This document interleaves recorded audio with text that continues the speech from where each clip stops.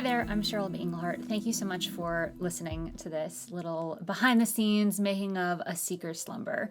So A Seeker's Slumber is my 6th record. It's my 2nd in the New Age category. It came out of the success from last year's release, LUMINARY, which I created in a pretty much opposite way as A Seeker's Slumber. I was in a tiny little mountain town in Greece doing a composer residency, and I was shown this beautiful stone room with a grand piano, and I said, okay, let's make a piano record, and let's make it help me with my anxiety. This year, totally different, pandemic. Not only that, but I threw my back out about 3 days before I was taking off an entire month to write A Seeker's Slumber. I did a lot of the work from bed because lying down or standing up were the only 2 angles that worked for my lower back. I ended up mixing in very quick bouts sitting here in my studio as long as I could sit for, which was about 6 to 10 minutes, depending on how much ice I was sitting on. It is a little ironic that I made a sleep record for rest and restoration and reflection from bed.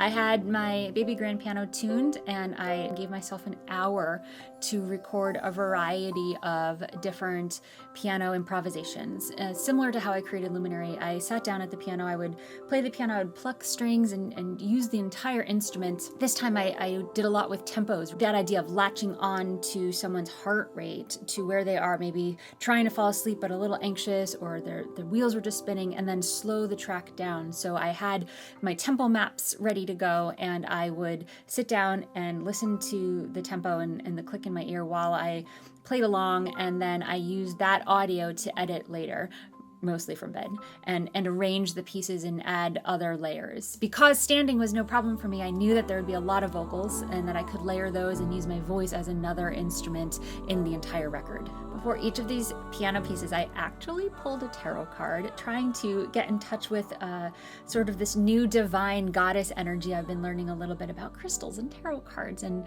kind of other new age practices. And it was interesting to let the definition of those particular cards and the interpretation of those cards sort of dictate the energy of the next piece that I sat down to improvise. When the whole back debacle was over, or should I call it the debacle?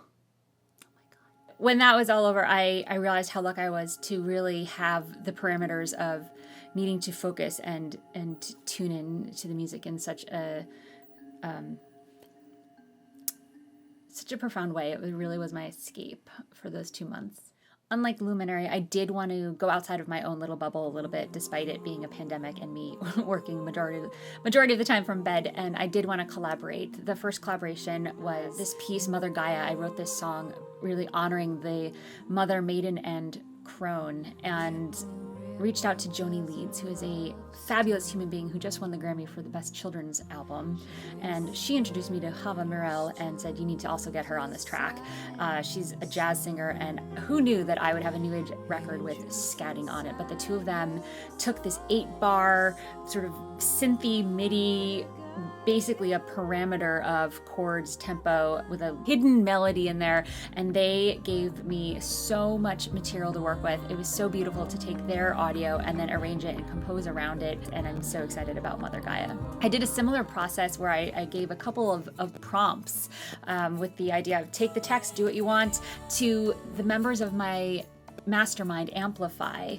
37 of them gave me audio back that allowed me to create Awakenian, which means awaken in Old English. It's an earlier track on the CD because I wanted the whole album really is like a day. The trouble we might have getting out of bed to actually landing with this place of hope, and then meditation and a little bit of reflection, and then conflict comes up. How do we resolve that? How do we remember mothers and fathers lost? How do we wind down for the day and start to actually allow ourselves to rest? That's the arc of the entire album. So this song Awakening, I knew I wanted it to be big and uplifting, and what a perfect way then to bring in a bunch of other independent musicians who are working on their own careers to collaborate together. Another collaboration that was really, really special was one with my dad, who passed away 8 years ago. A week before this record was supposed to go to mastering, I found a recording of him giving me some advice while I was recording myself reciting a poem. I was working out how I wanted to recite it for my second record, Craving the Second. And I left the recorder on, and I was telling him what I was struggling with, and he said, "Any way you choose is moving on."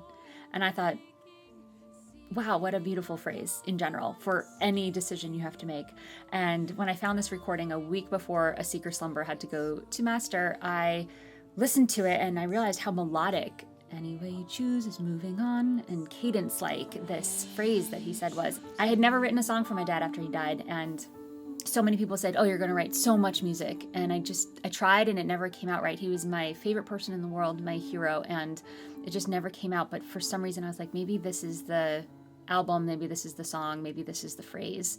"Any Way You Choose" was not just a collaboration with me and him, but you'll also hear my mom and sister whispering messages on it very subtly. And my dad and I both absolutely were in love with musically. Sean Pelton, the drummer for Saturday Night Live, and Sheryl Crow, every major artist he's played with. And I reached out to him and asked him if he would play percussion on this track, and he did. So I got to collaborate with my dad and our favorite drummer on this track, which was really, really special. Unwind is one of the other lyrical tracks that is really an empowerment song. It is about not letting yourself be messable with anything out there. It's a little bit of a nod to the patriarchy. And then the other pieces that don't have lyrics are those ones that I wrote and improvised on my piano, and I brought in the kalimba. Some of them have vocals, vocalese really, oohs and ahs and hums and things to really envelope the listener with the idea that you're not alone, which feels very grounding, which is the point of this record. I really appreciate you listening to the record and honoring this process and the intention as well as the desired result that this record will give. So enjoy, and thank you so much for listening and for your consideration. Any way you choose is moving on.